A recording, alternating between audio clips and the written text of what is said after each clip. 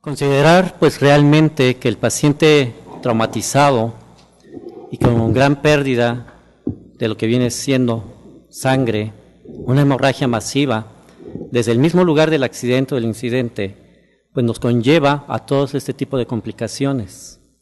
Y realmente lo que viene siendo la tríada de la muerte lleva una a la otra.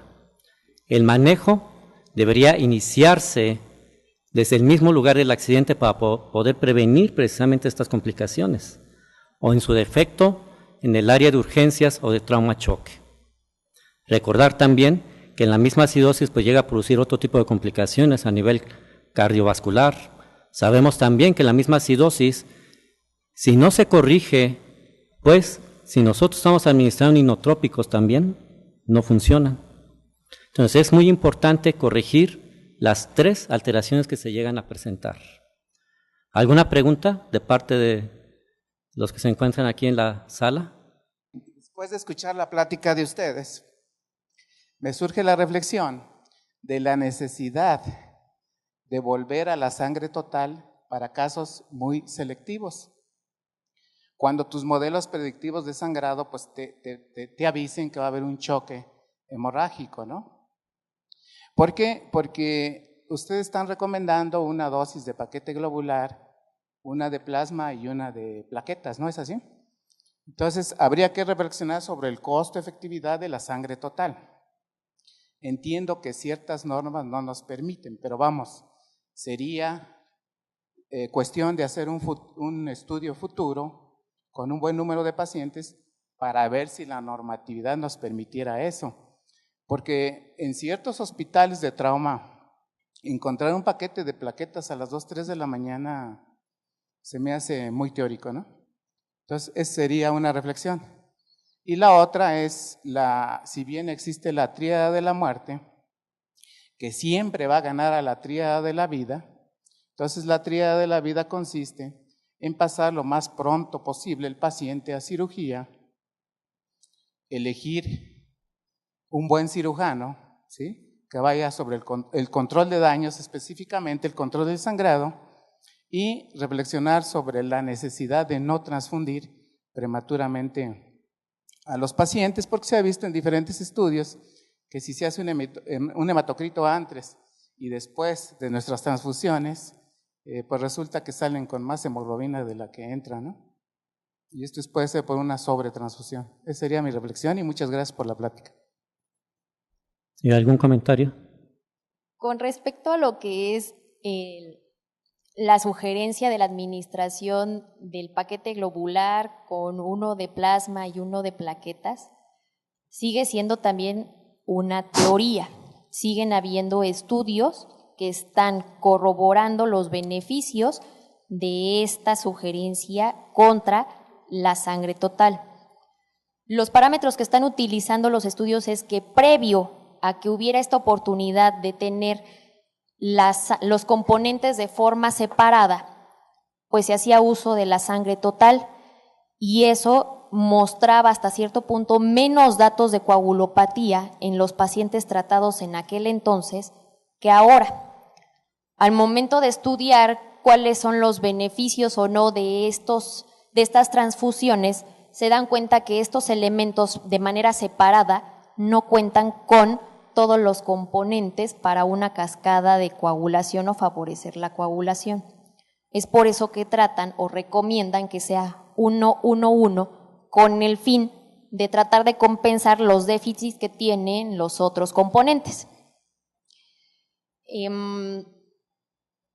La administración probablemente prematura de lo que son los componentes hematológicos siempre seguirá siendo una cuestión de controversia a todos los niveles.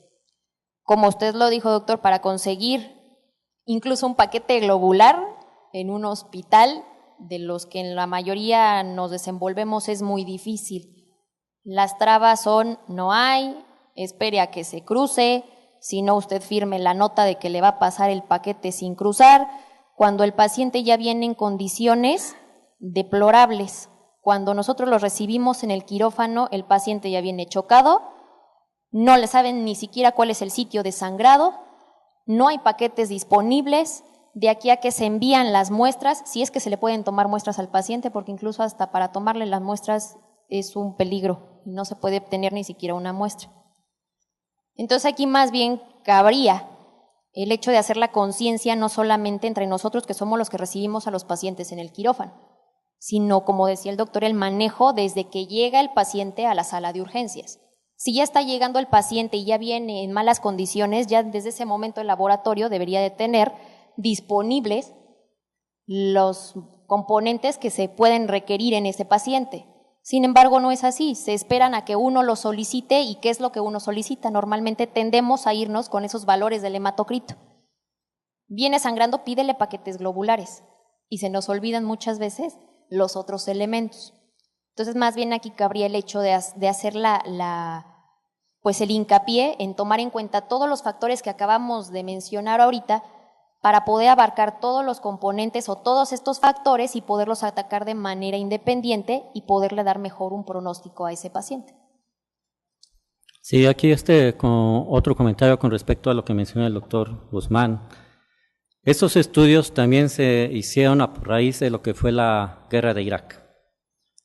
Y en muchas de estas situaciones de guerra, los rescatistas, los médicos de batalla, llevaban ya sus bolsas de sangre fresca total.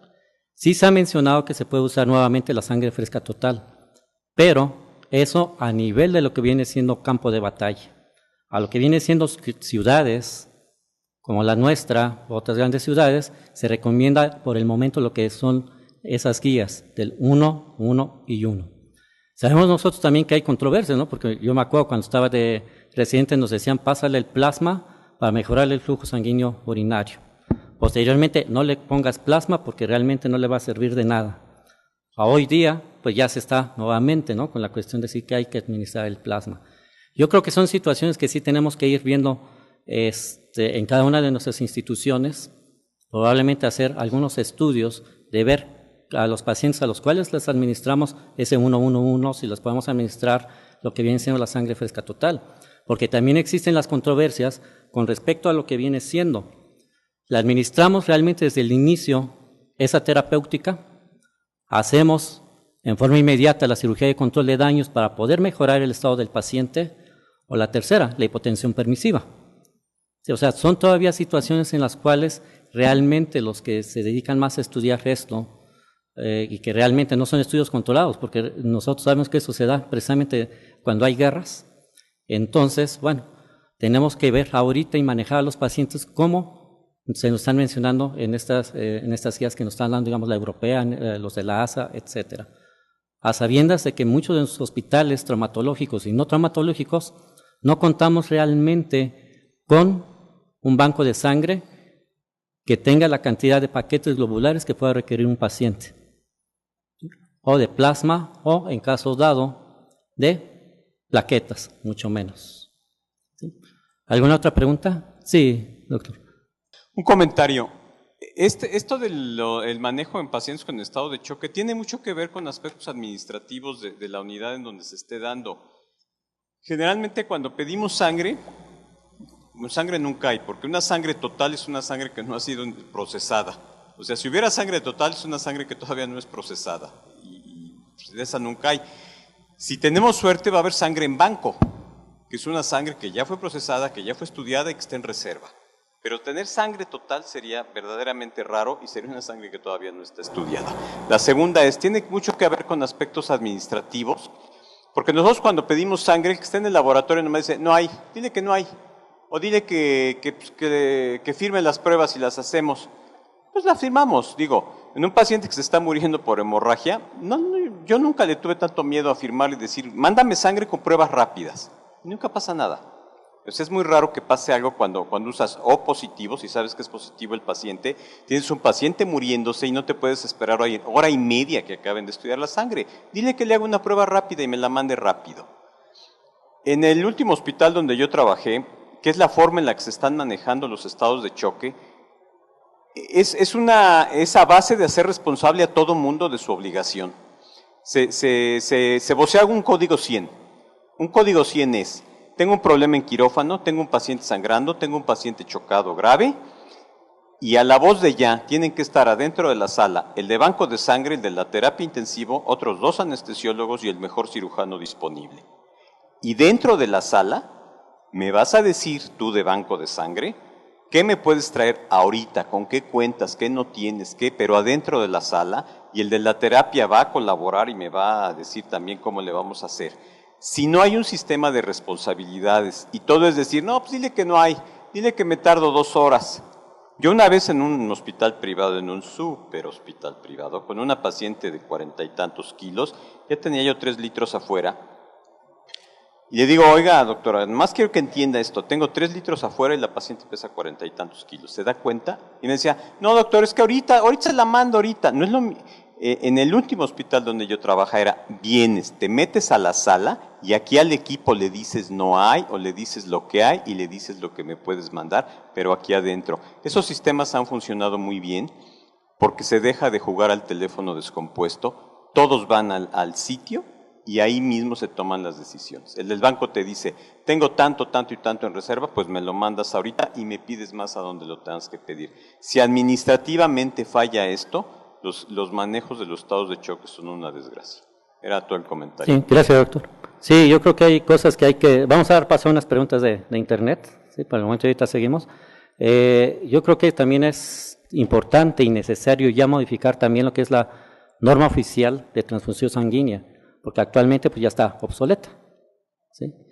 Bien, tenemos algunas preguntas con respecto a la plática. ¿Qué tanto recomiendan el uso de adrenalina en reanimación si se dice que el efecto disminuye a 32 grados o menos, sobre todo en paciente con fibrilación ventricular? ¿Y qué tanto es recomendable la hipotermia terapéutica posparo en paciente post-politraumatizado?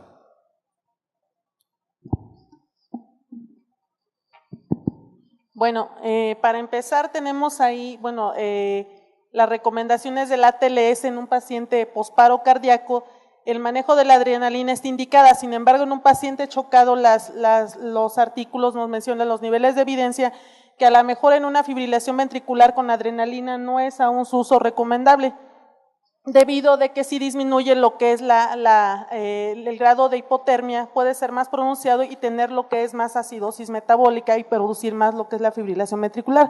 Sin embargo, ya una vez que tenemos recuperado a nuestro paciente, ya si no esté indicado, se puede se puede usar, sin embargo.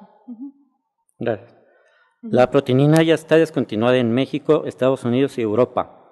¿Es útil en pacientes de trauma? ¿Va a regresar a México para este tipo de pacientes?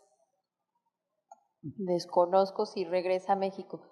Únicamente se mencionó en la plática porque es parte de las guías, pero pues sí, aquí lo que tenemos que hacer es usar los recursos que tiene nuestra unidad hospitalaria. Todos los agentes antifibrinolíticos que se mencionaron, creo que es difícil, si no verlos físicamente, siquiera saber si existen en la unidad. Entonces, prácticamente son guías, son recomendaciones de lo que se puede usar y pues tener en cuenta que es con lo que contamos, ¿no? Realmente. Gracias. Felicitaciones por una exposición sencilla, clara y concisa, además de una importancia vital. La pregunta es si en choque hemorrágico debemos iniciar la reposición de líquidos en forma establecida con cristaloides, coloides y la triada que comentaron 1-1-1, sin temor a sobrehidratar al paciente, o cuál sería el manejo inicial. Pues yo creo que sería otra vez un poquito volver a lo que es el estado inicial del paciente, obviamente seguir guías, se sigue recomendando que se inicie con soluciones cristaloides, con lo que son los coloides, siempre y cuando seguir monitoreando al paciente. El estado del paciente en ese momento es lo que nos va a ir determinando qué es lo que requiere, qué es lo que necesita. Si ya le puse muchos líquidos y veo que no recupera, bueno, estoy esperando a ver en qué momento pongo los componentes sanguíneos. Si estoy viendo que el paciente sigue sangrando, pues entonces veo la posibilidad de reponer lo que son los factores de coagulación. Entonces aquí es el estado actual en ese momento, qué es lo que tiene o necesita el paciente. Por eso tenemos las pruebas de coagulación sanguíneas. Vuelvo a lo que les decía en la plática, es una referencia de cómo se encuentra en términos generales el estado de coagulación del paciente. Sin embargo, las desventajas que nos muestran, pues sí tienen pues a darnos un índice de falla, pero bueno, nos sirven para ir dirigiendo el manejo, para nosotros ir pues estableciendo las metas en cada uno de los pacientes a los que nos enfrentamos. Sí, algo que también se menciona con esto de la reposición con cristaloides es ya no la administración de los 2 litros de carga, porque también recordemos nosotros que la administración de grandes volúmenes pueden suceder 2 cosas. Una, si ya se formó un coágulo, se puede desprender y además el incremento de la tensión arterial también va a producir mayor sangrado. Sí, doctor, una pregunta tenía. Yo sé que ustedes están manejando trauma, pero por ejemplo, un trasplante de hígado, que es el costo-beneficio, en el que yo, por ejemplo, no me meto a una cirugía de un trasplante en el que voy a tener acidosis, hipotermia y acidosis y todo esto me va a llevar a una coagulopatía. Entonces, aquí es imprescindible que generalmente yo me meto con un tromboelastógrafo. Además, para mí, me han conseguido sangre de distintos hospitales y yo no me quedo sin sangre. Y es la primera regla que le digo al director. Aquí usted se va a encargar de mantenerme, porque he puesto hasta 60 paquetes globulares en un paciente de un trasplante de hígado. Que le digo, esto es un extremo, es una cirugía de semiurgencia, digamos, es algo electivo, pero en ocasiones es urgencia. Pero vemos todos estos cambios que presentan en estos pacientes que ustedes manejan y que tenemos la obligación nosotros de manejarlos.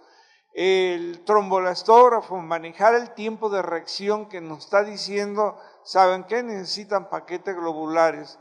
Máxima amplitud, menos de 40, nos está hablando de que necesitamos plaquetas.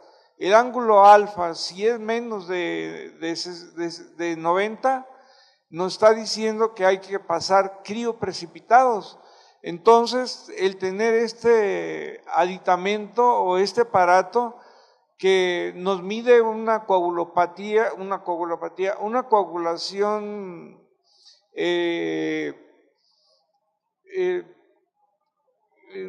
no es un...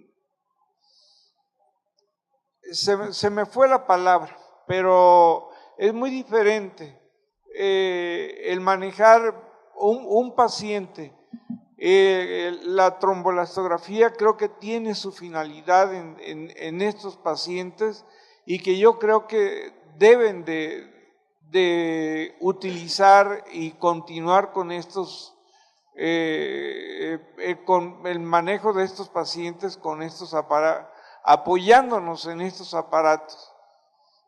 ¿De acuerdo? Sí, doctora, sí, obviamente sí es una consideración que se tiene dentro del manejo del paciente con trauma, tanto en urgencias como lo que viene siendo quirófano y lo que viene siendo la unidad de cuidados intensivos.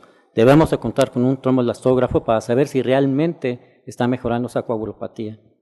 El doctor antes, por favor. Buenas noches. Primero felicitarles y un comentario. Actualmente existen principios que se llaman medicina transfusional y normativamente tanto internacional como nacionalmente ya hay modificaciones. La norma oficial actual no es la 007, es la 253, que nos establece otra serie de consideraciones.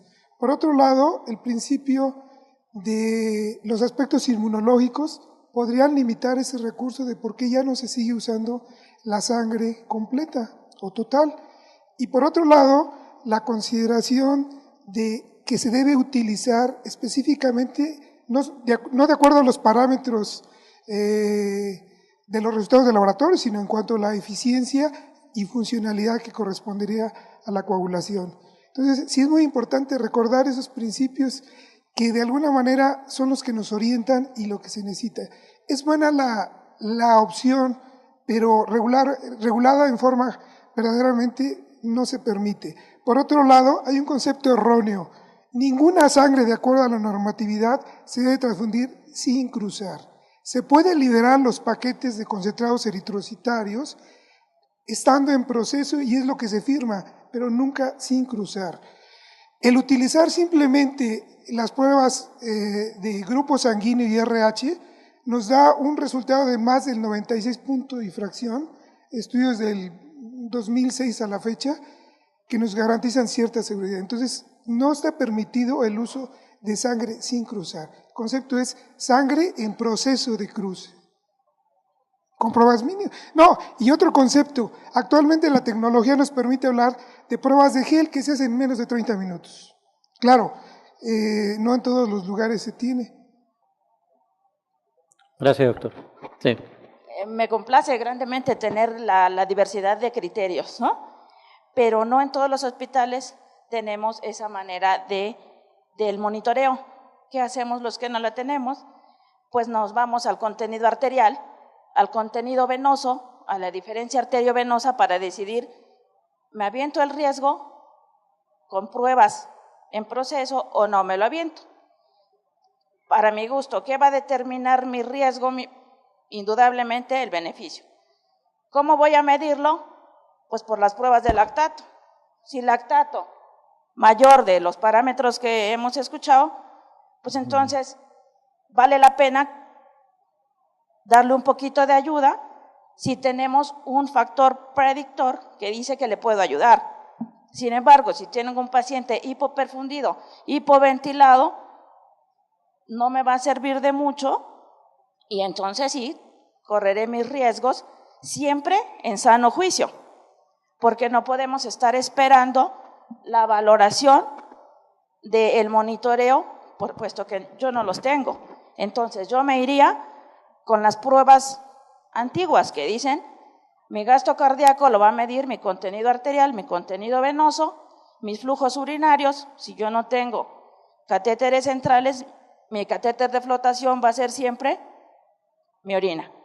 Si con respecto a los líquidos pensamos que con los cristaloides me voy de más, eso se va a ver reflejado en mi gasometría, ¿sí? Entonces, pues me parece que con una gasometría, una catéter y una sonda de Foley, pues tengo parámetros suficientes para determinar mis contenidos arteriales, mis contenidos venosos y si vale la pena mi riesgo-beneficio.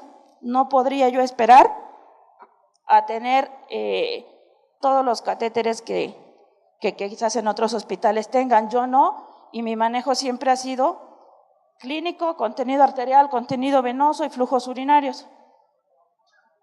Sí, recordemos que el déficit de base y el lactato son índices predictivos para un manejo de la volemia y todavía se sigue usando, ¿no?